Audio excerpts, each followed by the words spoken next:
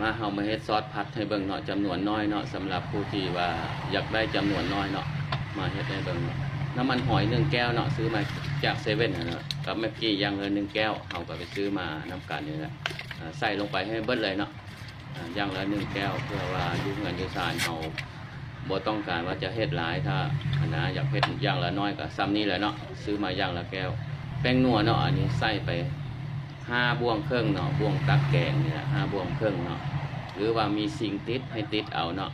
75 กรัมเนาะใส่ลงไปเลย75 กรัมบ่ถึงขีดเนาะ75 กรัมขนอเนาะตัวนี้